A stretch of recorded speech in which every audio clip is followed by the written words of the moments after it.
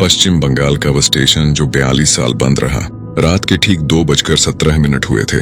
पुरुलिया जिले की उस अक्टूबर की रात में ठंड नहीं थी, फिर भी रमेश महतो के दोनों हाथ कांप रहे थे। वो एक अनुभवी पत्रकार था। 12 साल से फील्ड रिपोर्टिंग कर रहा था। बाढ़ देखी थी, दंगे देखे थे, एनकाउंटर की खबरें लाइव कवर की थी। लेकिन आज उसके पैर उस प्लेटफॉर्म पर जमीन से चिपक गए थे। सामने बेगुनकोदर रेलवे स्टेशन खड़ा था, अंधेरे में, चुप। स्टेशन की पुरानी दीवारें पीली पड़ चुकी थीं, जैसे किसी बीमार आदमी का चेहरा। छत के किनारे पर जंग लगी लोहे की चादरें थीं, जो हवा में हल्का सा कराहती थीं। प्लेटफॉर्म पर रखा एक टूटा बेंच था, जिसकी एक टांग गायब थी।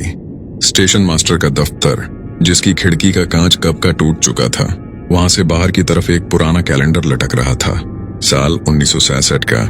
रमेश ने गहरी सांस ली और अपना कैमरा ऑन किया।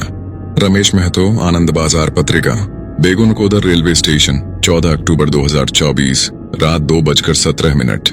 उसने कैमरे में बोला। आवाज थोड़ी कांपी। उसने नोटिस किया, थोड़ी खींच हुई खुद पर। वो यहाँ एक स्टोरी करने आया था, बस एक स्टोरी। बेगुनकोदर पश्चिम बंगाल के पुरुलिया जिले में एक छोटा सा कस्बा, झारखंड की सीमा से कुछ ही किलोमीटर दूर। चारों तरफ जंगल, लाल मिट्टी और संताल आदिवासियों के गांव। यहाँ का रेलवे स्टेशन 1960 में बना था। संताल समुदाय की रानी लाछन कुमारी ने इसके लिए लड़ाई लड़ी थी। उनकी मेहनत और भारतीय रेलवे के सहयोग से यह स्टेशन खड़ा हुआ था। उस वक्त पूरे इलाके में खुशी थी। लोग कहते थे कि अब बेगुनकोदर का नाम नक्शे पर आ जाएगा। 7 साल तक सब ठीक रहा। फिर 1970 आया और सब बदल गया। उस साल के मानसून में स्टेशन के एक कर्मचारी ने पहली बार उसे देखा था। रात की आखिरी ट्रेन जा चुकी थी, प्लेटफॉर्म खाली था। कर्मचारी, जिसका नाम किसी दस्तावेज में दर्ज नहीं, रजिस्टर बंद कर रहा था। तभी उसकी नजर पटरी की तरफ गई। एक औरत सफेद साड़ी में पटरी के किनारे खड़ी थी। कर्मचारी ने सोचा कोई यात्री छूट गई होगी। वो उठा, आवाज दी। औरत ने पलटकर नहीं देखा, बस खड़ी रही, बिल्कुल स्थिर, जैसे पत्थर की मूर्ति हो। कर्मचारी प्लेटफॉर्म से नीचे उतरने लगा। तभी औरत ने अपना सिर घुमाया और कर्मचारी वहीं रुक गया। बाद में उसने सिर्फ इतना कहा था, उसका चेहरा था नहीं। जहां चेहरा होना चाहिए था, वहां बस अंधेरा था। अगले दिन उसने स्टेशन मास्टर को बताया। स्टेशन मास्टर विनोद राय ने हंसकर टाल दिया। लेकिन 3 रात बाद विनोद राय ने खुद उसे देखा, और इस बार वो औरत प्लेटफॉर्म पर थी, चल रही थी, पटरी के समानांतर, धीरे धीरे, जैसे कोई अपने घर में टहल रहा हो। विनोद राय ने आवाज दी। वो रुकी, फिर बिना पलटे धीरे धीरे हवा में घुल गई, जैसे कभी थी ही नहीं। विनोद राय उस रात घर नहीं गया, स्टेशन के दफ्तर में ही बैठा रहा, रोशनी जलाकर सुबह होने का इंतजार करता रहा। 1 हफ्ते बाद विनोद राय, उसकी पत्नी और उसके 2 बच्चों की लाशें स्टेशन के क्वार्टर में मिली। कोई बाहरी चोट नहीं थी, कोई जहर नहीं था, कोई वजह नहीं थी, बस चारों मर गए थे। रेलवे के रिकॉर्ड में लिखा था हार्ट फेलियर, लेकिन बेगुनकोदर के लोग जानते थे। और उसी साल 1966 में भारतीय रेलवे ने बेगुनकोदर स्टेशन पर सभी ट्रेनें रोकना बंद कर दिया। कोई आधिकारिक कारण नहीं दिया गया, स्टेशन बंद हो गया। 42 साल के लिए रमेश यह सब जानता था। उसने महीनों रिसर्च की थी, पुराने अखबारों की कतरनें निकाली थी, रेलवे के रिटायर्ड कर्मचारियों से बात की थी, स्थानीय लोगों के इंटरव्यू लिए थे। लेकिन रिसर्च और यहाँ खुद खड़े होने में फर्क था, बहुत बड़ा फर्क। वो प्लेटफॉर्म पर धीरे धीरे चलने लगा। उसके जूतों की आवाज उस सन्नाटे में बहुत तेज लग रही थी, जैसे किसी खाली चर्च में ताली बजाओ। कैमरे की स्क्रीन पर वो देख सकता था प्लेटफॉर्म, टूटा बेंच, जंग लगी छत, दूर तक फैली पटरियां जो अंधेरे में कहीं गायब हो जाती थीं। स्टेशन मास्टर का वो कमरा, दरवाजा बंद था, लेकिन ताला नहीं था। रमेश रुका, कैमरा उस दरवाजे पर टिकाया। यही वो कमरा है, उसने सोचा। यहीं विनोद राय और उसका परिवार मरा था। उसने दरवाजे को धक्का दिया, खिड़खिड़ाते हुए खुल गया। अंदर का दृश्य देखकर रमेश एक पल के लिए रुक गया। कमरा जैसे का तैसा था। मेज पर एक रजिस्टर खुला पड़ा था, कुर्सी थोड़ी पीछे खींची थी, जैसे कोई अभी उठकर गया हो। दीवार पर एक नक्शा था पुरुलिया जिले का, जिसमें कुछ जगहें लाल स्याही से घेरी हुई थीं। और एक चीज और थी, मेज के कोने पर एक चाय का कप, जिसमें से भाप उठ रही थी। रमेश का दिल एक धड़कन के लिए रुका। उसने कैमरा कप की तरफ किया। स्क्रीन पर साफ दिख रहा था भाप, ताजी चाय। रात के 2 बजे एक 42 साल बंद रहे सुनसान स्टेशन पर। यह हो नहीं सकता। उसने खुद से कहा, कोई यहाँ था, कोई अभी यहाँ था। वो पलटा, कमरे से बाहर देखा, प्लेटफॉर्म खाली था। वो वापस कप की तरफ मुड़ा, कप खाली था। रमेश ने 3 लंबी सांसें ली। ठीक है, शायद मेरी आंखें धोखा दे रही हैं। नींद कम है, तनाव है। वो कमरे से बाहर निकला और प्लेटफॉर्म के दूसरे छोर की तरफ चलने लगा। वहां एक पुराना पानी का नल था। उसने नल खोला, पानी नहीं आया, लेकिन एक अजीब आवाज जरूर आई। पाइप के अंदर से कुछ हिलने की, कुछ खिसकने की आवाज। पानी में हवा फंसी होगी। उसने नल बंद किया और तभी उसे पहली बार वो खुशबू आई। रात के उस सुनसान में, जहां सिर्फ मिट्टी और जंग की गंध होनी चाहिए थी, अचानक फूलों की खुशबू। गुलाब नहीं, चमेली नहीं, कुछ और, भारी, मीठी और किसी तरह दुखद। रमेश ने कैमरा उठाया और चारों तरफ घुमाया। प्लेटफॉर्म खाली, पटरियां खाली, जंगल की तरफ जाती काली सड़क खाली, लेकिन खुशबू आ रही थी। और तब रमेश ने देखा कि उसके कैमरे की स्क्रीन पर प्लेटफॉर्म के एकदम दूसरे छोर पर कुछ था। एक आकृति, सफेद, खड़ी। रमेश ने आंखें उठाकर सीधे देखा। प्लेटफॉर्म खाली था। उसने फिर कैमरे की स्क्रीन देखी। वो आकृति अब थोड़ी पास थी। रमेश महतो 12 साल से पत्रकारिता कर रहा था। उसने अपनी जिंदगी में बहुत कुछ देखा था, लेकिन उस रात, उस एक पल में वो सब भूल गया। उसके हाथ कांपने लगे, कैमरा हिलने लगा। स्क्रीन पर वो आकृति अब और पास थी, और अब वो दिख रहा था जो 1967 में उस कर्मचारी ने देखा था। जहां चेहरा होना चाहिए था, वहां बस अंधेरा था। रमेश के मुंह से आवाज नहीं निकली, उसके पैर हिले नहीं, वो बस खड़ा रहा। कैमरे की स्क्रीन पर वो आकृति अब एकदम पास थी, इतनी पास कि अगर रमेश हाथ बढ़ाता तो छू सकता था। और तभी पीछे से एक आवाज आई, धीमी, ठंडी, एकदम साफ। तुम यहाँ क्यों आए? रमेश पलटा। प्लेटफॉर्म खाली था। उसने वापस कैमरे की स्क्रीन देखी। वो आकृति गायब थी, लेकिन प्लेटफॉर्म पर जहां वो आकृति खड़ी थी, वहां जमीन पर कुछ था। रमेश धीरे धीरे वहां तक गया, घुटनों के बल बैठा। कैमरे की रोशनी में देखा, जमीन पर एक पुरानी मिट्टी में सनी हुई चूड़ी थी, कांच की, लाल रंग की, और उसके बगल में ताजी मिट्टी में एक पैर का निशान, छोटा, नंगे पांव का, जो प्लेटफॉर्म की तरफ से आया था और पटरी की तरफ जाकर खत्म हो गया था। रमेश उठा, पटरी की तरफ देखा। पटरियां अंधेरे में दूर तक फैली थीं, सन्नाटा था। और फिर दूर, बहुत दूर, पटरी पर कुछ हिला। एक सफेद आकृति चल रही थी पटरी के किनारे किनारे, धीरे धीरे। रमेश का कैमरा उसी दिशा में था। उसका हाथ अपने आप झूम बटन की तरफ बढ़ा, और जैसे ही उसने झूम किया, उसके हाथ से कैमरा छूट गया, क्योंकि वो आकृति उस पल पटरी पर नहीं चल रही थी। वो हवा में थी, जमीन से 2 फीट ऊपर, और उसका चेहरा अब रमेश की तरफ था। रमेश को नहीं पता उसने कैमरा कब उठाया, नहीं पता वो प्लेटफॉर्म से कब उतरा, नहीं पता स्टेशन से बाहर कैसे निकला। उसे बस इतना याद था, वो भाग रहा था अंधेरी सड़क पर, जंगल के बीच, पुरुलिया की उस रात में, बस भाग रहा था। पीछे मुड़कर नहीं देखा, एक बार भी नहीं। जब वो अपनी गाड़ी तक पहुंचा, जो उसने आधा किलोमीटर दूर खड़ी की थी, उसके पूरे कपड़े पसीने से भीगे थे, हाथ कांप रहे थे। उसने गाड़ी स्टार्ट की, और तभी उसे याद आया, उसने पीछे मुड़कर नहीं देखा था, लेकिन उसका कैमरा जो पूरे वक्त चालू था, उसने सब रिकॉर्ड किया था। रमेश ने कांपते हाथों से कैमरे की स्क्रीन ऑन की, फुटेज आखिरी 5 मिनट की देखी, और फिर उसने वो देखा जो उसने खुद नहीं देखा था। जब वो भाग रहा था, जब वो प्लेटफॉर्म से उतरा था, जब वो स्टेशन की गेट से बाहर निकला था, कैमरे ने पीछे रिकॉर्ड किया था। और उस फुटेज में प्लेटफॉर्म पर वो सफेद आकृति खड़ी थी, स्थिर, रमेश को जाते हुए देख रही थी। और उसके बगल में प्लेटफॉर्म पर एक और आकृति थी, छोटी, बच्चे जितनी, और एक और 4 आकृतियां, एक बड़ी, 3 छोटी, बिल्कुल वैसे जैसे विनोद राय और उसके 3 बच्चे। रमेश की सांस रुक गई। उसने स्क्रीन पर उंगली रखी, फुटेज को रोका, और उस रुकी हुई तस्वीर में उस बड़ी आकृति का चेहरा पहली बार साफ दिख रहा था। एक आदमी का चेहरा, थका हुआ, डरा हुआ, और रमेश ने उसे पहचाना, क्योंकि वो चेहरा उसने पहले देखा था एक पुरानी अखबार की कटिंग में, 1960 की। विनोद राय, बेगुन कोदर के आखिरी स्टेशन मास्टर, जो उसी कमरे में मरा था जिसकी मेज पर रात के 2 बजे ताजी चाय थी। रमेश महतो ने गाड़ी का दरवाजा बंद किया, एक्सेलरेटर दबाया, और बेगुन कोदर को पीछे छोड़ता चला गया।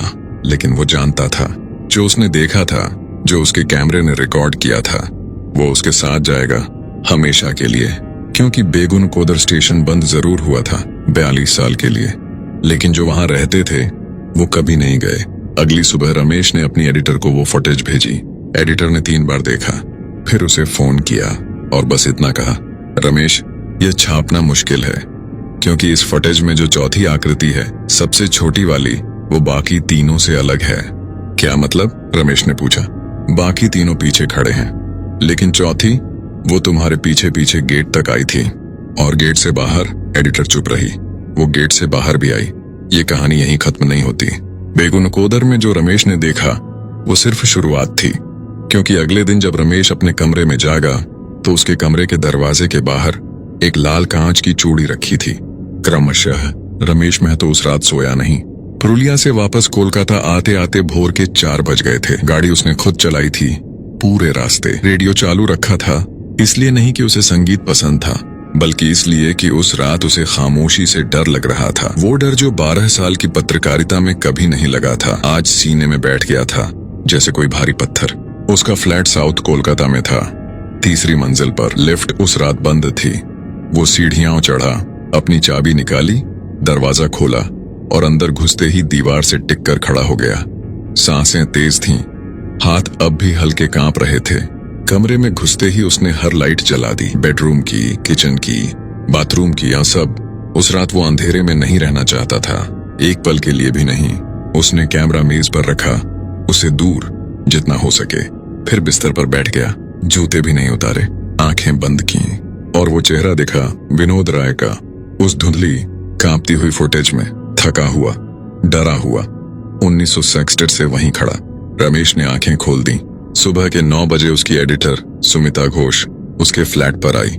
रमेश ने दरवाजा खोला तो सुमिता एक पल के लिए रुकी। रमेश का चेहरा देखकर उसे समझ आ गया कि रात कैसी गई होगी। आंखें सूजी हुई, जबड़ा भिंचा हुआ और चेहरे पर वो रंग जो आदमी के तब होता है जब वो कुछ ऐसा देख ले जो उसे नहीं देखना चाहिए था। सुमिता अंदर आई, दोनों मेज के पास बैठे। रमेश ने कैमरा खोला और वो फुटेज दोबारा चलाई। इस बार दिन की रोशनी में एक और इंसान के साथ। सुमिता ने पूरी फुटेज देखी बिना कुछ बोले। जब वो आखिरी हिस्सा आया जहां 4 आकृतियां प्लेटफॉर्म पर थीं, सुमिता ने स्क्रीन के करीब झुककर देखा, फिर वो पीछे हट गई। ये एडिट है? उसने पूछा। मैंने इसे हाथ नहीं लगाया, रमेश ने कहा। कैमरे की कोई खराबी? लेंस का कोई इशू? सुमिता, कैमरा सोनी का है, 2 लाख का, 4 साल से इस्तेमाल कर रहा हूँ, कभी ऐसा नहीं हुआ। सुमिता चुप रही। उसने एक बार फिर वो आखिरी फ्रेम देखा जहां चौथी सबसे छोटी आकृति गेट से बाहर निकलती दिख रही थी। रमेश, उसने धीरे से कहा, तुम्हारे घर का दरवाजा खोलने से पहले तुमने नीचे देखा था? रमेश को समझ नहीं आया। क्या मतलब? सुमिता ने मेज की तरफ इशारा किया। रमेश की नजर वहां गई और उसके पेट में जैसे कुछ डूब गया। मेज के किनारे पर, ठीक वहां जहां रमेश ने रात को कैमरा रखा था, एक लाल कांच की चूड़ी रखी थी। वही, बिल्कुल वही जो उसने बेगुनकोदर के प्लेटफॉर्म पर देखी थी। रमेश उठा, चूड़ी के पास गया, घुटनों के बल बैठकर देखा। बिना छुए, मिट्टी लगी थी उस पर, लाल मिट्टी, पुरुलिया की लाल मिट्टी, जो कोलकाता की काली मिट्टी से बिल्कुल अलग होती है। उसने पीछे मुड़कर सुमिता को देखा। दोनों की आंखों में एक ही सवाल था, ये यहाँ कैसे आई? रमेश ने रात के हर पल को दिमाग में दोबारा चलाया। गाड़ी से उतरा, सीढ़ियां चढ़ा, दरवाजा खोला, अंदर घुसा। उसने कुछ नहीं उठाया था, कुछ नहीं लाया था। उसकी जेबें खाली थीं। उसने रात को ही चेक किया था। तो ये चूड़ी यहाँ उसकी मेज पर कैसे आई? सुमिता ने अपना फोन निकाला और चूड़ी की तस्वीर ली। फिर उसने रमेश से कहा, मैं इसे किसी को दिखाना चाहती हूँ। किसे? प्रोफेसर अनिरुद्ध बोस, जादवपुर यूनिवर्सिटी में है। फॉकलोर और पैरानॉर्मल स्टडीज 30 साल से पढ़ा रहे हैं। उन्होंने बेगुनकोदर पर एक पेपर भी लिखा है। रमेश ने एक पल सोचा, फिर सिर हिलाया। ठीक है, लेकिन चूड़ी को छूने से पहले उसने एक काम किया। कैमरा उठाया और चूड़ी की, मेज की और उस पूरे कमरे की फुटेज ली। पत्रकार की आदत थी, सब कुछ रिकॉर्ड करो, सब कुछ। और जब वो फुटेज बाद में देखेगा तब उसे समझ आएगा कि यह आदत उस दिन कितनी जरूरी थी। प्रोफेसर अनिरुद्ध बोस का घर जादवपुर के एक पुराने मोहल्ले में था। 3 मंजिला पुरानी इमारत, जिसकी दीवारों पर काई जम चुकी थी और जिसके दरवाजे पर एक पुरानी नेम प्लेट थी, ए बॉस एमेरिट्स प्रोफेसर। प्रोफेसर की उम्र कोई 70 के आसपास थी। छोटा कद, सफेद बाल और आंखें जो किसी भी चीज को देखती थीं तो लगता था कि वो सिर्फ देख नहीं रहे, उसके अंदर घुस रहे हैं। उन्होंने रमेश और सुमिता को अंदर बुलाया, उनकी लाइब्रेरी में बैठाया, जहां किताबें इतनी थीं कि दीवारें दिखती ही नहीं थीं। हर तरफ किताबें, फर्श पर, मेज पर, कुर्सियों पर। रमेश ने पूरी रात की कहानी सुनाई, बिना कुछ छोड़े। प्रोफेसर बोस सुनते रहे, बीच में एक बार भी नहीं बोले। जब रमेश खत्म हुआ तो उन्होंने चूड़ी मांगी। सुमिता ने एक कपड़े में लपेट कर रखी थी। उसने वो कपड़ा खोला। प्रोफेसर ने चूड़ी को ध्यान से देखा, उठाया नहीं, बस देखते रहे। फिर उन्होंने एक पुरानी किताब निकाली, संताली लोक कथाओं पर। उसके कुछ पन्ने पलटे और फिर वो बोले, यह चूड़ी संताल समुदाय की है। ये रंग, ये डिजाइन, ये आज नहीं बनती, 50 साल पुरानी है कम से कम। रमेश ने सुमिता को देखा और प्रोफेसर ने आगे कहा, बेगुन कोदर के बारे में जो तुम जानते हो वो अधूरा है। कमरे में एक पल के लिए सन्नाटा छा गया। अधूरा? रमेश ने पूछा। प्रोफेसर ने किताब बंद की। उन्होंने खिड़की से बाहर देखा, जैसे कुछ याद कर रहे हों। फिर वापस रमेश की तरफ मुड़े। 1961 में जो हुआ वो सिर्फ एक स्टेशन मास्टर की मौत नहीं थी। उससे पहले कुछ और हुआ था जो कभी किसी अखबार में नहीं आया, जो रेलवे के किसी रिकॉर्ड में नहीं है। क्या? रमेश आगे झुक आया। 1960 में जब यह स्टेशन बना तो जमीन किसने दी थी? प्रोफेसर ने उल्टा सवाल किया। रानी लाछन कुमारी ने। रमेश ने तुरंत जवाब दिया। हाँ, और उस जमीन पर पहले क्या था? रमेश चुप रहा। ये उसने नहीं सोचा था। प्रोफेसर बोले, संताल समुदाय में एक परंपरा है। उनकी पवित्र भूमि होती है जिसे वो जाहिर कहते हैं। वो जगह जहां उनके पूर्वजों की आत्माएं रहती हैं, जहां वो पूजा करते हैं, जहां उनके देवता बसते हैं। रमेश की सांस थमी। और बेगुन कोदर का वो स्टेशन वो जाहिर पर बना था। प्रोफेसर ने उन्हें एक पुरानी डायरी दिखाई, 1962 की, किसी संताली बुजुर्ग की जिसका नाम धीरू मांझी था। उन्होंने उस डायरी का एक हिस्सा पढ़ा, हिंदी में अनुवाद करते हुए। जब पहली बार ट्रेन आई तो जाहिर की आत्माएं भड़क गईं। हमने बड़ों को समझाने की कोशिश की, लेकिन रानी साहिबा ने सुना नहीं। स्टेशन बन गया और जो हमारे पूर्वज वहां सोए थे उन्हें नींद में खलल पड़ गया। रमेश के रोंगटे खड़े हो गए। यानी, सुमिता ने धीमे से कहा, 1961 में जो सफेद साड़ी वाली औरत दिखी वो कोई आत्मा नहीं थी जो पटरी पर मरी हो। नहीं, प्रोफेसर ने कहा, वो कहीं ज्यादा पुरानी है। वो जाहिर की रक्षक है। संताल उसे बोंगा कहते हैं। एक आत्मा जो उस जमीन की रखवाली करती है, और जब उसकी जमीन पर अतिक्रमण होता है तो वो जाने नहीं देती।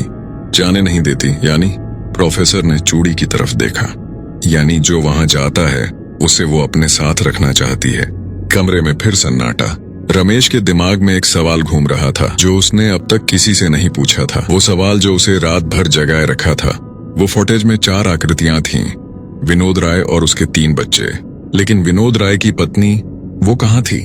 उसने यह सवाल प्रोफेसर से पूछा। प्रोफेसर ने एक लंबी सांस ली। विनोद राय की पत्नी का नाम सावित्री था। जब चारों की मौत हुई, सावित्री की लाश क्वार्टर में नहीं मिली थी। रेलवे ने रिपोर्ट में लिखा कि वो लापता है। बाद में किसी ने कुछ नहीं खोजा, फाइल बंद हो गई। वो कहाँ गई? रमेश ने पूछा। प्रोफेसर ने जवाब नहीं दिया, लेकिन उनकी आंखें खिड़की की तरफ चली गईं।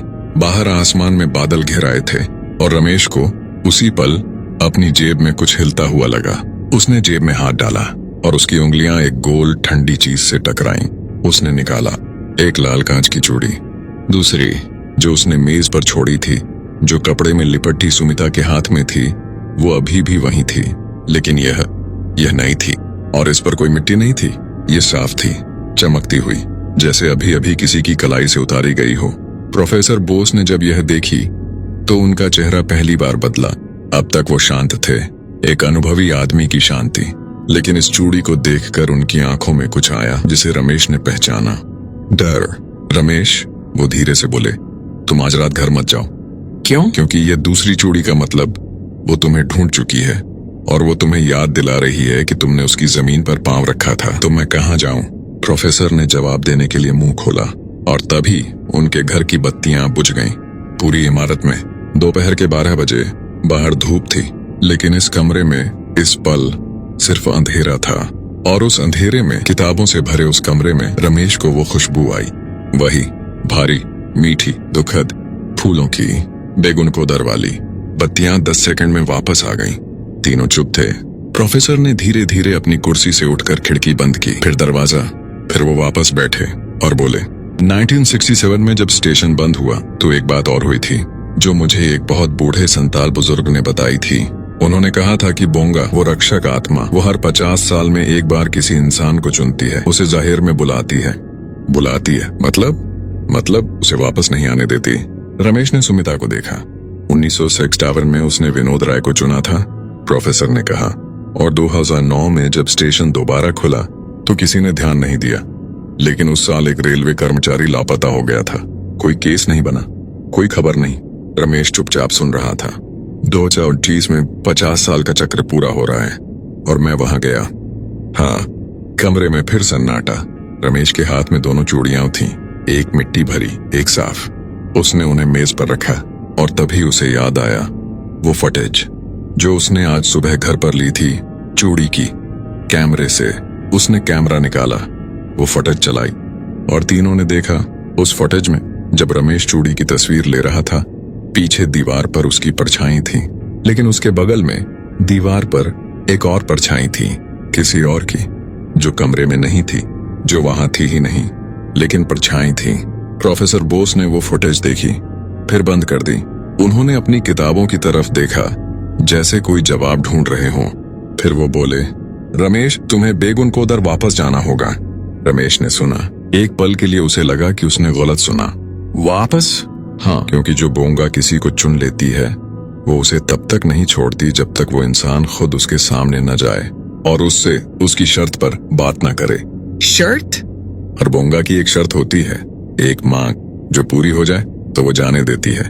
और अगर ना जाऊं, प्रोफेसर ने दोनों चूड़ियों की तरफ देखा, तो वो तुम्हारे पास आती रहेगी रोज, और एक दिन तुम खुद नहीं जान पाओगे कि तुम कहाँ हो। रमेश ने खिड़की से बाहर देखा। कोलकाता की दोपहर थी, भीड़, शोर, धूप, लेकिन उसके कानों में उस शोर के पीछे एक आवाज थी, धीमी, ठंडी। तुम यहाँ क्यों आए? वही आवाज जो बेगुन कोदर में उसने सुनी थी, अब यहाँ थी, कोलकाता में, उसके कान में। रमेश ने आंखें बंद की और उसने फैसला किया, वो वापस जाएगा बेगुन कोदर, एक बार और, इस बार अकेले नहीं, और इस बार जवाब लेकर आएगा।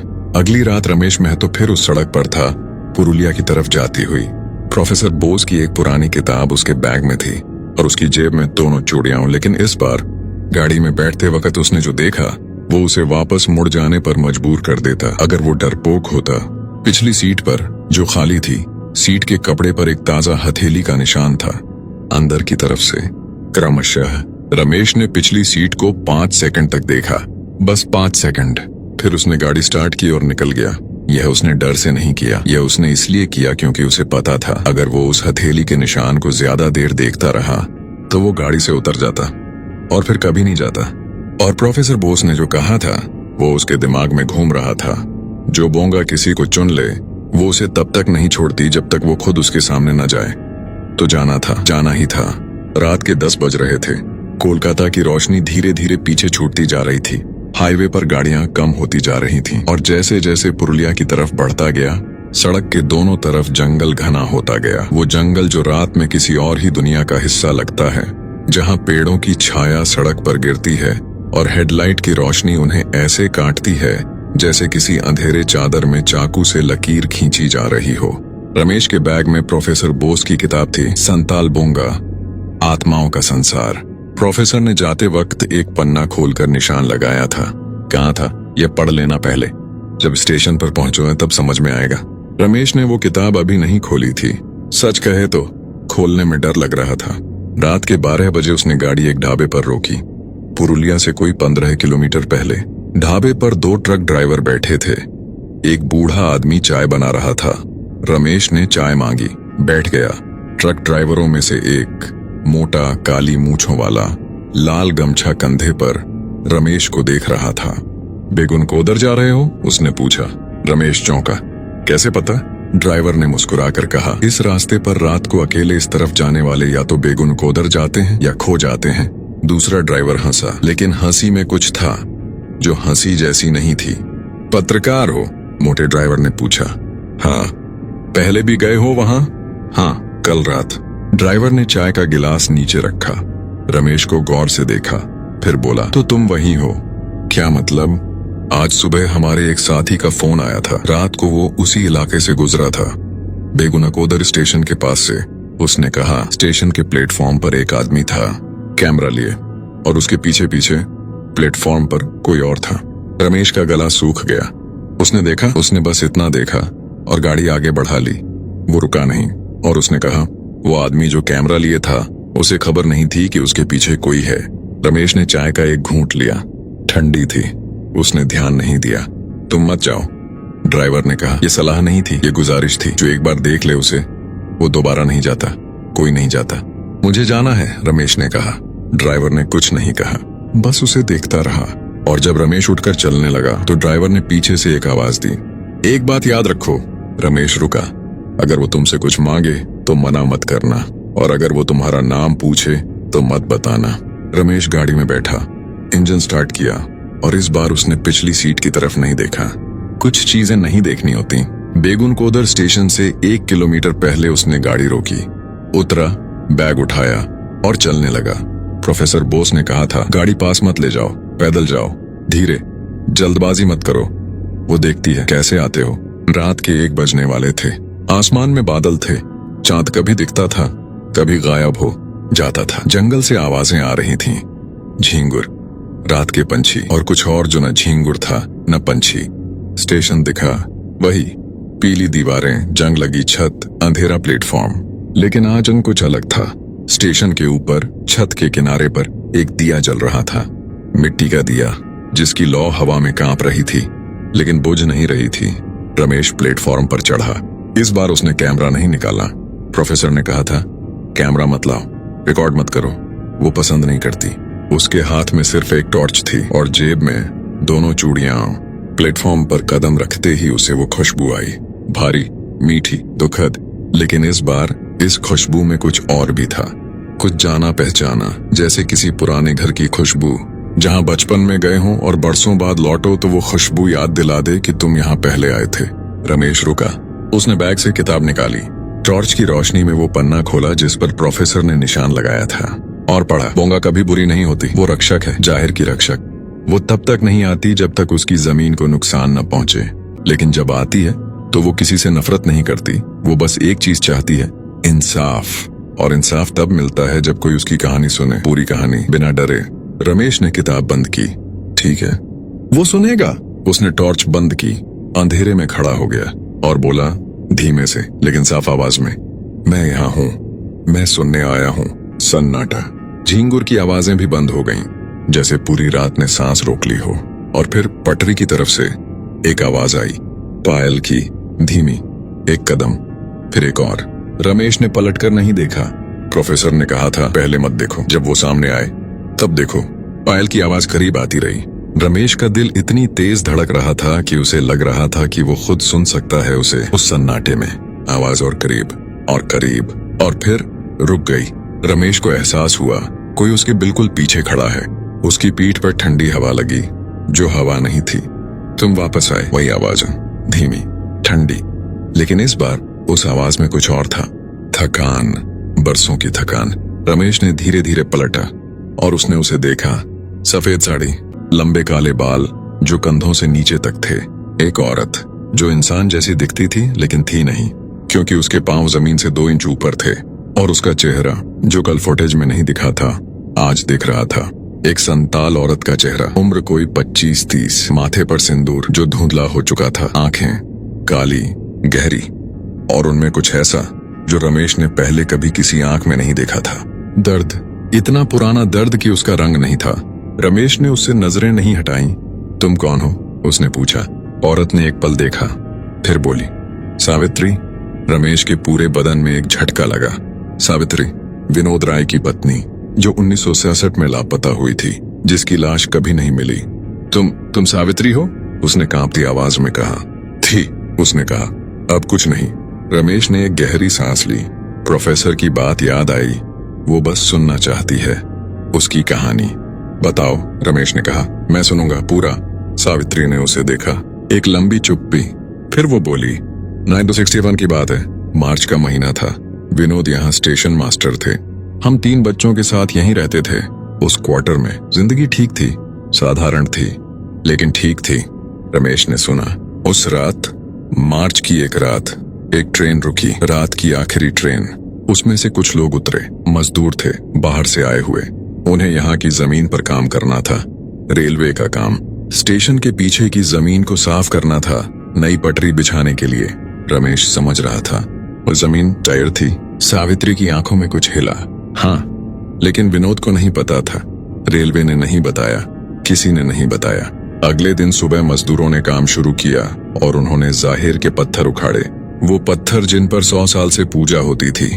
और फिर रात को विनोद ने उसे देखा, सफेद साड़ी वाली, पटरी पर। रमेश ने धीरे से पूछा, वो तुम थी? नहीं, सावित्री ने कहा, वो बोंगा थी, जाहिर की रक्षक। विनोद डर गया। घर आया, मुझे बताया। मैंने कहा, रेलवे के अफसर को खबर करो। विनोद ने किया, लेकिन अफसर ने हंसाया, बोला, थकान है, नींद कम है। और उसके बाद सावित्री की आवाज थोड़ी बदली, थोड़ी भारी हो गई। उसके बाद अब बोंगा ने विनोद को नहीं मारा, विनोद ने खुद को मारा। रमेश रुक गया। क्या? विनोद ने आत्महत्या की, सावित्री ने कहा, बिना रुके, बिना कांपे, जैसे यह सच इतनी बार कहा हो कि अब शब्दों में दर्द नहीं बचा। वो डर गया था, इतना डर गया था कि उसे लगा वो पागल हो रहा है। उसने रात को बच्चों के सोने के बाद जहर खाया, और बच्चे उसके साथ मर गए। जहर खाने से नहीं, सदमे से। तीनों को दिल का दौरा पड़ा, एक के बाद एक। उसी रात रमेश की आंखें भर आईं। उसने महसूस किया और रोका। और तुम? सावित्री चुप रही, एक लंबी चुप्पी। मैं बची रही। सुबह उठी, सबको देखा, विनोद को, तीनों बच्चों को, और मैं यहाँ से चली गई जंगल में और कभी वापस नहीं आई। मतलब तुम भी? हाँ, उसने कहा, जंगल में, मिट्टी में। बोंगा ने मुझे रखा यहीं, क्योंकि मेरे पति ने जाहिर की जमीन पर नौकरी की थी। चाहे जानकर न सही, बोंगा का नियम है, जो इस जमीन पर आता है वो यहीं रहता है। रमेश ने एक पल के लिए आंखें बंद की, फिर खोली। तो फिर तुम मुझे क्यों दिखी? तुम्हें क्या चाहिए? सावित्री ने उसकी आंखों में देखा, और पहली बार उसके चेहरे पर कुछ आया, उम्मीद। मेरे बच्चों की कब्र नहीं है। रमेश समझा नहीं। 1961 में जब सब मरे, रेलवे ने बॉडी उठाई, कहीं दफनाया, कोई निशान नहीं, कोई नाम नहीं। मेरे बच्चे तीनों बिना नाम के कहीं मिट्टी में हैं, 50 साल से। और तुम चाहती हो उनका नाम? उसने कहा, बस उनका नाम, किसी पत्थर पर, इसी जमीन पर, ताकि वो जान सकें उन्हें याद किया गया। रमेश खड़ा रहा, उसने सोचा नहीं, उसने बस कहा, मुझे उनके नाम बताओ। सावित्री की आंखों में, उस गहरे काले में कुछ हिला, एक कांपती हुई रोशनी। पड़ा, नीलकंठ, मंझला, तारा, छोटी, मुनिया। रमेश ने अपनी जेब से एक कलम निकाली, जो हमेशा उसके साथ रहती थी, पत्रकार की आदत, और अपनी बांह पर लिखा, तीनों नाम, नीलकंठ, तारा, मुनिया। मैं करूंगा, उसने कहा, मैं यह काम करूंगा। सावित्री ने उसे देखा, फिर धीरे धीरे ने उसके चेहरे पर कुछ बदला। वो माँ का चेहरा था, जो अपने बच्चों का नाम सुनकर पहली बार 50 साल बाद थोड़ी शांत हुई। एक बात और, उसने कहा, बोलो। वो फुटेज जो तुमने पहली रात ली थी, उसमें जो चौथी आकृति थी, जो तुम्हारे पीछे आई थी। रमेश की सांस रुकी। वो मैं नहीं थी। तो? सावित्री ने पटरी की तरफ देखा। वो बोंगा थी, और वो तुम्हारे पीछे अभी भी है। रमेश ने पलट कर देखा, प्लेटफॉर्म खाली था। उसने वापस सावित्री को देखा, लेकिन सावित्री गायब थी। सिर्फ खुशबू बची थी, भारी, मीठी, दुखद। और रमेश के पांव के पास जमीन पर 3 छोटी छोटी मिट्टी की गोलियां रखी थीं, जैसे बच्चे खेलते हैं। रमेश ने उन्हें उठाया, हथेली में रखा, और तभी पटरी की तरफ से एक आवाज आई, बच्चे की आवाज, हंसी, जो एक पल थी और फिर नहीं थी। रमेश उठा, उसने तीनों मिट्टी की गोलियां जेब में रखीं, और उसने ठान लिया, नीलकंठ, तारा, मुनिया, इन 3 नामों को वो दुनिया के सामने लाएगा, चाहे कुछ भी हो। लेकिन जब वो प्लेटफॉर्म से उतरने लगा, तो उसे एहसास हुआ, सावित्री ने कहा था, बोंगा अभी भी तुम्हारे पीछे है, और बोंगा का नियम था, जो इस जमीन पर आता है वो यहीं रहता है। रमेश ने वादा किया था, लेकिन वादा पूरा होने तक क्या बोंगा उसे जाने देगी? उसने स्टेशन की तरफ एक बार देखा। छत पर वो मिट्टी का दिया अभी भी जल रहा था, हवा में कांप रहा था, लेकिन बुझ नहीं रहा था। ठीक उसी तरह जैसे रमेश का डर, जो था लेकिन उसे रोक नहीं पाया। वो चलने लगा गाड़ी की तरफ, अंधेरी सड़क पर, अकेला, और उसकी परछाई जो टॉर्च की रोशनी में सामने पड़ रही थी। उस परछाई के ठीक बगल में एक और परछाई थी जो उसकी नहीं थी। रमेश महतो उस रात कोलकाता वापस आया, लेकिन जो उसने वादा किया था वो वादा निभाना आसान नहीं था, क्योंकि अगली सुबह जब उसने रेलवे के पुराने रिकॉर्ड खंगाले तो 1967 की वो फाइल विनोद राय और उसके परिवार की कहीं नहीं थी, जैसे कभी थी ही नहीं। और जब उसने प्रोफेसर बोस को फोन किया तो फोन उठाने वाली आवाज प्रोफेसर की नहीं थी। क्रमशः सुबह के 7 बजे थे जब रमेश ने प्रोफेसर बोस को फोन किया। फोन की घंटी बजी, 1 बार, 2 बार, 3 बार, फिर उठा, लेकिन जो आवाज आई वो प्रोफेसर की नहीं थी। एक औरत की आवाज थी, बूढ़ी, थकी हुई। हेलो, रमेश ने एक पल रुककर कहा। जी, प्रोफेसर बोस से बात करनी थी। दूसरी तरफ से एक लंबी चुप्पी। फिर वो आवाज बोली, प्रोफेसर बोस कल रात से घर पर नहीं है। रमेश का हाथ फोन पर कस गया। मैं उनकी बहन हूँ, रात को यहीं थी। कल शाम को वो निकले थे, बोले थे कि बाजार जा रहे हैं, फिर नहीं लौटे। मैंने थाने में खबर दे दी है। रमेश ने धीरे से कहा। कितने बजे निकले थे? शाम के 6 बजे। रमेश ने फोन रखा, कमरे में बैठा रहा। शाम के 6, यानी जब रमेश उनसे मिलकर निकला था उसके कुछ घंटों बाद। प्रोफेसर ने उसे किताब दी थी, रास्ता बताया था और कहा था लौट आना, मुझे बताना, लेकिन वो खुद नहीं लौटे। रमेश उठा, उसने अपना लैपटॉप खोला, रेलवे के पुराने आर्काइव में जाने की कोशिश की। वो सरकारी पोर्टल जहां 1960 से 1970 के बीच के स्टेशन रिकॉर्ड रखे गए थे। उसने बेगुनकोदर टाइप किया, स्टेशन कोड BKDR सर्च किया। रिजल्ट आया, स्टेशन का नाम, खुलने की तारीख 1960, बंद होने की तारीख 1967, दोबारा खुलने की तारीख 2009। लेकिन 1966 के उस साल का कोई रिकॉर्ड नहीं था। कोई घटना दर्ज नहीं, कोई मौत दर्ज नहीं, कोई परिवार दर्ज नहीं। विनोद राय का नाम कहीं नहीं, सावित्री का नाम कहीं नहीं, नीलकंठ, तारा, मुनिया कहीं नहीं, जैसे वो लोग कभी थे ही नहीं। रमेश ने अपनी बांह देखी, जहां उसने रात को 3 नाम लिखे थे, नीलकंठ, तारा, मुनिया। स्याही अभी भी थी, थोड़ी धुंधली जरूर हो गई थी, लेकिन थी। उसने एक कागज पर वो नाम दोबारा लिखे अपनी डायरी में और डायरी बैग में रखी। फिर उसने सुमिता को फोन किया। सुमिता ने उठाया। रमेश ने रात की पूरी बात बताई, सावित्री से मुलाकात, 3 नाम, बोंगा की बात और प्रोफेसर का गायब होना। सुमिता लंबे समय तक चुप रही, फिर बोली, रमेश, मैं एक बात पूछूं? पूछो। तुमने जो देखा सावित्री को से, तुम्हें यकीन है कि वो सच था? रमेश ने एक पल सोचा। मेरी बांह पर 3 नाम लिखे हैं, मेरी जेब में मिट्टी की 3 गोलियां हैं, और प्रोफेसर बोस जिन्होंने मुझे वहां भेजा था वो गायब हैं। तुम बताओ, क्या यकीन करूं? सुमिता ने कुछ नहीं कहा। मुझे एक काम करना है, रमेश ने कहा। मुझे 1966 के रेलवे रिकॉर्ड ढूंढने हैं, असली रिकॉर्ड जो आर्काइव में नहीं है। वो कहाँ मिलेंगे? रांची, रमेश ने कहा। बेगुनकोदर रांची रेलवे डिवीजन के अंदर आता है, साउथ ईस्टर्न रेलवे जोन। उनका पुराना रिकॉर्ड रूम रांची में है, जो डिजिटल नहीं हुआ, फाइलें वहां होंगी। और अगर वहां भी नहीं है? रमेश ने खिड़की से बाहर देखा। तो फिर कोई नहीं चाहता कि यह सच सामने आए। रांची के लिए वो उसी दिन निकल गया, ट्रेन से। 4 घंटे का सफर। ट्रेन में बैठकर उसने प्रोफेसर की किताब फिर से पढ़ी, वो हिस्सा जो उसने रात को पूरा नहीं पढ़ा था। एक लाइन थी जो उसे रोक गई। बोंगा केवल उन्हें नहीं रोकती जो जाहिर को नुकसान पहुंचाते हैं, वो उन्हें भी रोकती है जो सच जानते हैं और उसे दुनिया को बताने की ताकत रखते हैं। क्योंकि सच एक बार बाहर आ जाए तो बोंगा की जंजीर कमजोर पड़ जाती है। रमेश ने किताब बंद की। तो इसीलिए प्रोफेसर गायब हुए। वो भी सच जानते थे और अब रमेश सच जानता था। उसने खिड़की से बाहर देखा। ट्रेन जंगल के बीच से गुजर रही थी। झारखंड की लाल मिट्टी, हरे भरे पेड़ और नीला आसमान खूबसूरत था, लेकिन रमेश को खूबसूरती दिख नहीं रही थी। वो सोच रहा था, प्रोफेसर कहाँ हैं?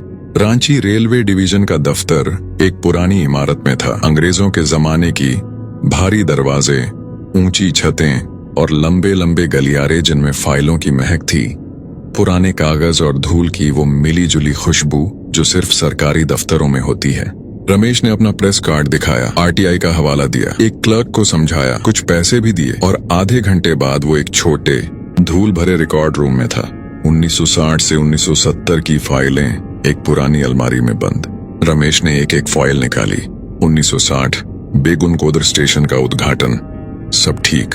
1961, 1962, 1960 रूटीन रिकॉर्ड, 1964 में 1965, 1966 स्टेशन पर ट्रैफिक, यात्री संख्या 1907 फाइल मिली, लेकिन फाइल के अंदर मार्च 1967 के पन्ने फटे हुए थे, जैसे किसी ने जानबूझकर निकाले हों। रमेश ने फाइल को उल्टा सीधा किया, हर पन्ना देखा, फटे हुए पन्नों के किनारे देखे। हाल में नहीं फटे थे, बरसों पहले फटे थे, जानबूझकर। लेकिन फाइल के सबसे आखिरी पन्ने पर, जो किसी ने नहीं देखा होगा क्योंकि वो दूसरी फाइल के पीछे चिपका था, एक कागज था, हाथ से लिखा हुआ, पुरानी स्याही। रमेश ने उसे निकाला, धूप की तरफ किया और पढ़ा। यह किसी रेलवे कर्मचारी की निजी चिट्ठी थी, अपने किसी दोस्त को लिखी हुई। तारीख थी 18 मार्च 1967। भाई, मैं ये बात किसी को नहीं बता सकता, लेकिन तुझे बताना जरूरी है। बेगुनकोदर में जो हुआ वो वैसा नहीं था जैसा रिपोर्ट में लिखा है। विनोद राय ने जहर नहीं खाया, विनोद राय को किसी ने मारा नहीं। विनोद राय और उसके बच्चे उस रात बस चले गए, जैसे हवा हो गए। क्वार्टर में जब सुबह गए तो चारों फर्श पर लेटे थे, शांत, जैसे सो रहे हों, लेकिन सांस नहीं थी। और उनके चेहरे, भाई, उनके चेहरे पर डर नहीं था, दर्द नहीं था, बस एक अजीब सी शांति थी, जैसे उन्हें किसी ने ले जाया हो। और सावित्री, उसकी बात मत पूछ। हम लोग सुबह गए तो दरवाजा खुला था, अंदर चारों थे, लेकिन सावित्री नहीं थी, उसकी कोई चीज भी नहीं थी। साड़ी, चूड़ियां सब गायब, जैसे वो वहां कभी रही ही ना हो। हम लोगों ने अफसर को बताया। अफसर ने कहा, रिपोर्ट में हार्ट फेलियर लिखो और सावित्री के बारे में लापता लिखो और फाइल बंद करो। मैंने पूछा क्यों, तो अफसर ने कहा, कुछ चीजें दफन रहने दो। चिट्ठी वहीं खत्म हो गई थी। रमेश ने वो चिट्ठी अपनी जेब में रखी, रिकॉर्ड रूम से बाहर निकला, दफ्तर से बाहर आया, रांची की धूप में खड़ा हुआ। उसके दिमाग में एक ही बात घूम रही थी। सावित्री ने उसे जो कहानी बताई थी वो इस चिट्ठी से मेल खाती थी, लेकिन एक फर्क था। सावित्री ने कहा था, मैं जंगल में चली गई। चिट्ठी में लिखा था उसकी कोई चीज भी नहीं थी, यानी सावित्री ने कुछ नहीं छोड़ा, कोई निशान नहीं, कोई सामान नहीं, जैसे वो खुद नहीं गई बल्कि ले जाई गई। रमेश को याद आया बोंगा का नियम, जो इस जमीन पर आता है वो यहीं रहता है। विनोद राय और बच्चे, उनकी आत्माएं बेगुनकोदर में थीं। सावित्री वो भी वहीं थी, लेकिन किसी और रूप में। और अब प्रोफेसर बोस, जो सब जानते थे, वो भी गायब थे।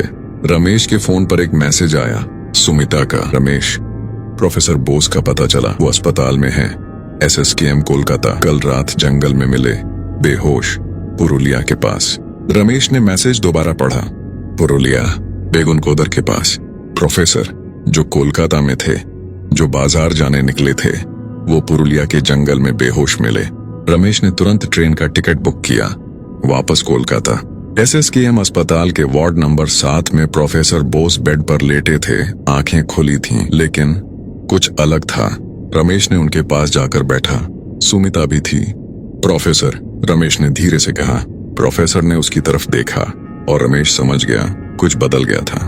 वो आंखें जो हमेशा किसी चीज के अंदर तक देखती थीं, आज खाली थीं। प्रोफेसर, आप ठीक हैं? प्रोफेसर ने धीरे धीरे सिर हिलाया। हाँ। आप वहां कैसे पहुंचे? पुरुलिया। एक लंबी चुप्पी, फिर प्रोफेसर ने बोलने की कोशिश की, आवाज कांपी। मुझे याद नहीं। क्या याद नहीं? कुछ नहीं, कल शाम के बाद कुछ नहीं, अंधेरा है, बस अंधेरा। रमेश ने सुमिता को देखा। डॉक्टर ने बाद में बताया, प्रोफेसर को जब जंगल में मिले तो उनके कपड़े मिट्टी से भरे थे, पांव नंगे थे और उनके हाथ में एक चीज थी जो उन्होंने छोड़ी नहीं थी। डॉक्टर ने वो चीज दिखाई, एक लाल कांच की चूड़ी। रमेश ने उसे देखा, फिर अपनी जेब में हाथ डाला। उसकी दोनों चूड़ियां जो उसने जेब में रखी थीं, गायब थीं। उस रात रमेश अपने फ्लैट में बैठा था। तीनों मिट्टी की गोलियां मेज पर रखी थीं, नीलकंठ, तारा, मुनिया वो थीं, लेकिन चूड़ियां नहीं थीं। रमेश ने कागज पर लिखा, अब तक जो हुआ सब कुछ, पहली रात से लेकर आज तक, हर बात, हर नाम, हर तारीख।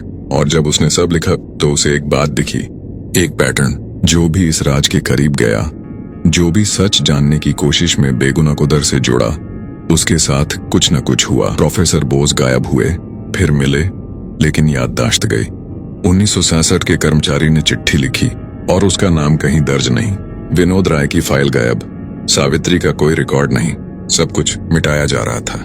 लेकिन 3 नाम, नीलकंठ, तारा, मुनिया, अभी भी उसकी डायरी में थे, अभी भी उसकी बाह पर थे, हल्के ही सही, अभी भी उसके दिमाग में थे। और रमेश ने तय किया, यह नाम मिटने नहीं देगा, चाहे जो हो। रात के 11 बजे उसका फोन बजा। अनजान नंबर। उसने उठाया। दूसरी तरफ से कोई नहीं बोला, सिर्फ एक आवाज थी, पायल की, धीमी। एक कदम, फिर एक और फिर एक बच्चे की आवाज, अंकल। रमेश का पूरा बदन सुन्न हो गया। अंकल, जल्दी आओ। कौन हो तुम? रमेश ने कांपती आवाज में कहा। मुनिया। और फोन कट गया। रमेश ने फोन को देखा। कॉल लॉग में वो नंबर था। उसने उसे सेव किया, फिर उसी नंबर पर वापस कॉल की। 1 बार, 2 बार, 3 बार, नहीं लगा। चौथी बार लगाई और इस बार उठा, लेकिन आवाज जो आई वो किसी इंसान की नहीं थी। वो रेलवे ट्रैक की आवाज थी, पटरी पर ट्रेन के पहियों की, और उसके पीछे बहुत दूर से 3 बच्चों की हंसी जो धीरे धीरे करीब आती जा रही थी। रमेश ने फोन मेज पर रखा, उठा, बैग उठाया, मिट्टी की 3 गोलियां जेब में रखी, डायरी बैग में डाली और दरवाजा खोला। बाहर जाने से पहले एक पल रुका, कमरे में पलट कर देखा। मेज पर जहां मिट्टी की गोलियां रखी थीं, वहां अब 3 छोटी छोटी मिट्टी की हथेलियों के निशान थे, जैसे 3 बच्चों ने मेज पर हाथ रखे हों। रमेश ने उन्हें देखा एक पल, फिर मुड़ा और बेगुन कोदर की तरफ निकल गया। तीसरी बार। इस बार वो जानता था यह आखिरी बार होगा। या तो वो वादा पूरा करेगा, या फिर वो भी उन लोगों में शामिल हो जाएगा जो बेगुनाह कोदर गए और कभी पूरी तरह वापस नहीं आए। रमेश महतो उस रात तीसरी बार बेगुन कोदर स्टेशन पर खड़ा था, लेकिन इस बार स्टेशन अलग था। प्लेटफॉर्म पर रोशनी थी जो पहले नहीं थी, और उस रोशनी में 3 छोटी आकृतियां बैठी थीं, एक दूसरे के पास, चुपचाप, जो रमेश को देखकर उठी। और उनके पीछे अंधेरे में एक और आकृति खड़ी थी जो सावित्री नहीं थी। क्रमशः रात के ठीक 12 बजे थे जब रमेश महतो तीसरी बार बेगुन कोदर स्टेशन के उस प्लेटफॉर्म पर खड़ा था। लेकिन ये प्लेटफॉर्म वैसा नहीं था जैसा पहले 2 बार देखा था। पहली रात अंधेरा था, सन्नाटा था, डर था। दूसरी रात खुशबू थी, आवाजें थीं, सावित्री थी। लेकिन आज यहाँ रोशनी थी। वो रोशनी बल्ब की नहीं थी, बिजली की नहीं थी। प्लेटफॉर्म के हर कोने में मिट्टी के दिए जल रहे थे, छोटे छोटे, कांपती लौ वाले।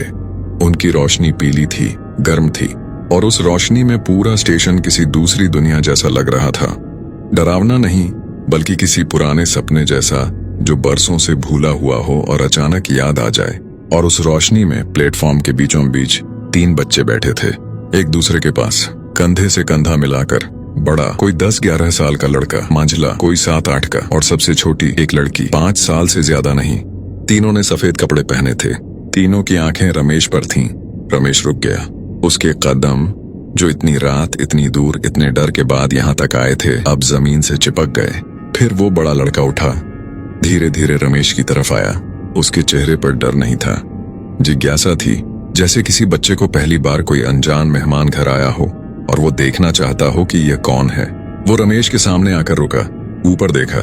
तुम वही हो? उसने पूछा। आवाज बच्चे की थी, मासूम, हल्की, लेकिन उसमें एक वजन था जो बच्चों की आवाज में नहीं होता। हाँ, रमेश ने कहा। गला भर आया था। उसने रोका। मैं वही हूं। तुम नीलकंठ हो? लड़के ने सिर हिलाया। और वो? रमेश ने पीछे देखा। तारा और मुनिया। रमेश ने उन दोनों को देखा। मंझला लड़का तारा अपनी जगह बैठा था, और छोटी लड़की मुनिया, जो फोन पर बोली थी, अब उठकर दौड़ती हुई नीलकंठ के पास आ गई। उसने नीलकंठ की उंगली पकड़ ली। रमेश की आंखें भर आईं। उसने रोकने की कोशिश की, नहीं रोक पाया। 50 साल से ये तीनों यहाँ थे, इस टूटे हुए स्टेशन पर, इन बुझते दियों की रोशनी में, बिना नाम के, बिना कब्र के, बिना किसी के जाने। माँ कहाँ है? मुनिया ने पूछा। रमेश ने एक पल सोचा। वो यहीं है, तुम्हारे पास ही है, हमें दिखती नहीं।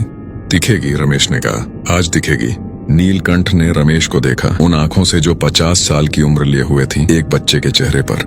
तुमने वादा किया था, हाँ, पूरा करोगे? इसीलिए आया हूं।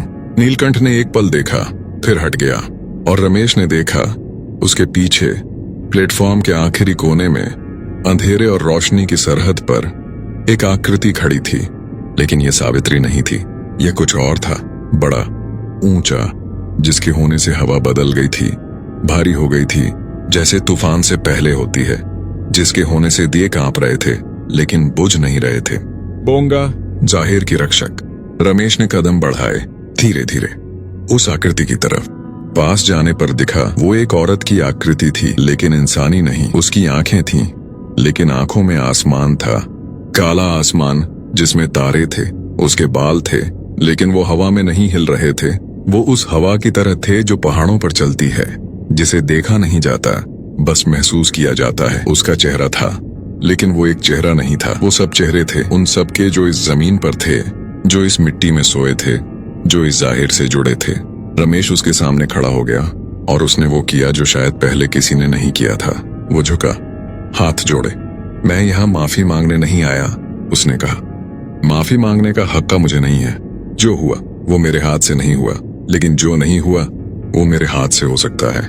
बोंगा ने कुछ नहीं कहा, बस देखती रही। 3 बच्चे हैं, नीलकंठ, तारा, मुनिया। 50 साल से इस जमीन पर हैं, बिना नाम के, बिना निशान के। मैं उनका नाम इस दुनिया को देना चाहता हूँ। एक पत्थर इसी जमीन पर जिस पर तीनों के नाम हों, और उनकी कहानी जो मैं दुनिया को बताऊंगा, ताकि कोई न भूले। हवा रुक गई, दिए एक पल के लिए बिल्कुल स्थिर हो गए, और फिर बोंगा ने पहली बार में आवाज की। वो आवाज किसी एक जगह से नहीं आई, वो हर तरफ से आई। जमीन से, हवा से, पटरियों से, पुरानी दीवारों से। और सावित्री? रमेश ने एक पल सोचा। सावित्री को उसके बच्चों के पास जाने दो। लंबी खामोशी, इतनी लंबी कि रमेश को लगा जवाब नहीं आएगा। और फिर बोंगा ने कहा, ये जमीन का कर्ज है, जो लिया वो चुकाना होगा। मैं चुकाऊंगा। नाम पत्थर पर, इसी मिट्टी में। हाँ, और कहानी दुनिया तक। हाँ, ये मेरा वादा है। 1 पल, 2 पल, और फिर कुछ हुआ जो रमेश ने उम्मीद नहीं की थी। बोंगा की आकृति धीरे धीरे पीछे हटने लगी, अंधेरे में समाने लगी, जैसे कोई लहर हो जो किनारे तक आई और वापस चली गई।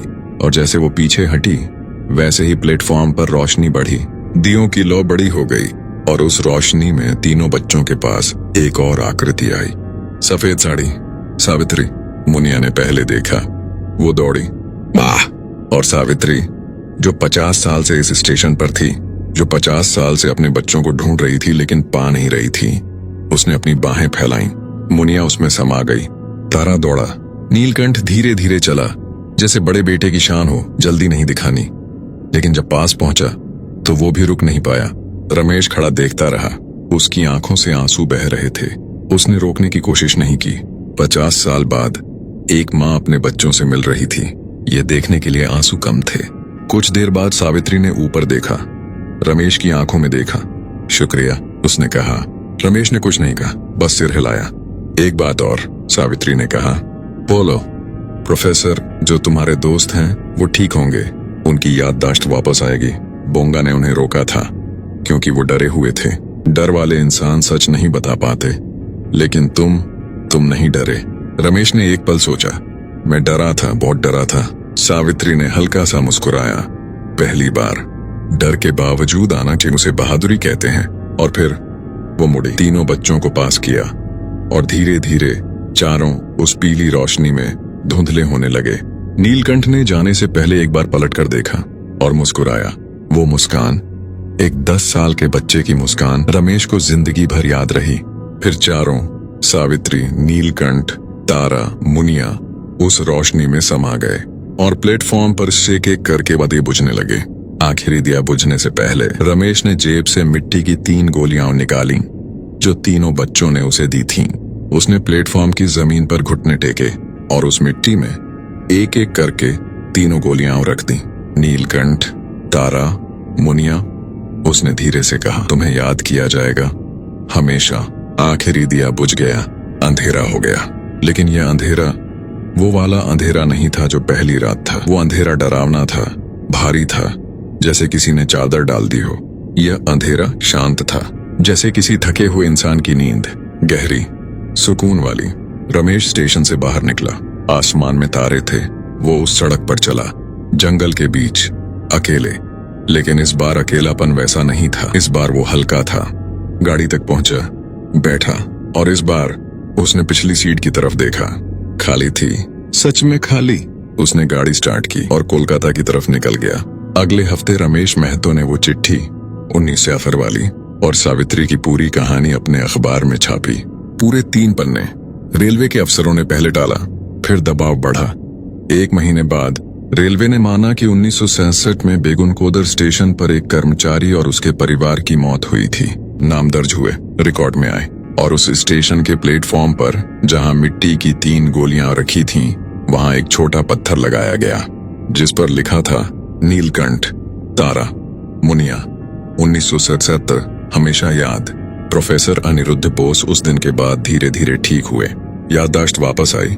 महीने भर में उन्होंने रमेश को फोन किया जब पहली बार पूरी तरह होश में आए। बस इतना पूछा, वो मिले? हाँ, रमेश ने कहा। और अब वो घर पर हैं?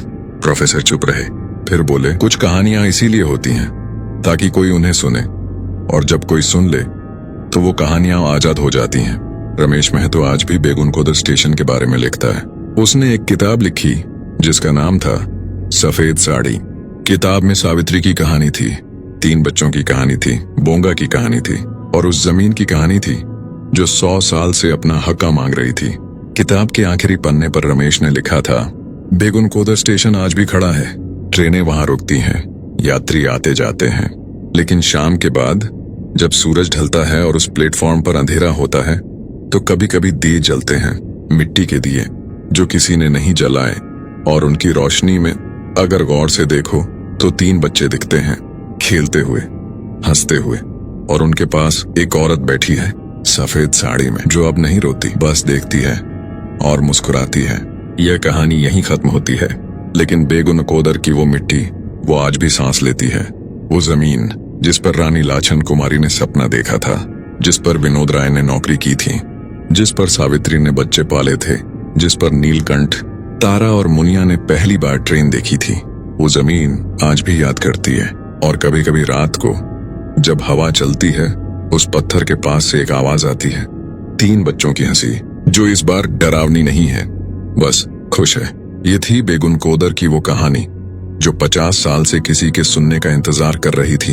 भारत के कोने कोने में ऐसी कहानियां हैं, ऐसी आत्माएं हैं, ऐसी जमीनें हैं जो बस यही चाहती हैं, कोई सुने, कोई जाने, कोई याद रखे। और अगर आज यह कहानी तुम तक पहुंची तो शायद वो तुम्हें भी याद रखना चाहती थी।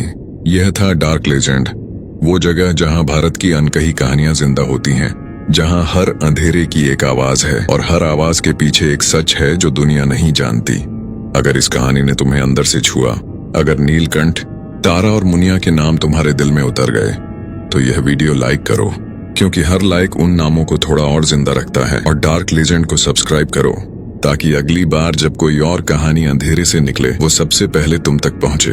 भारत में अभी भी बहुत सी सावित्रियां हैं, बहुत से नीलकंठ हैं, बहुत सी मुनियां हैं। जब तक डार्क लेजेंड है, उनकी कहानियां खामोश नहीं रहेंगी। डार्क लेजेंड, अंधेरे की आवाज, सच की कहानी।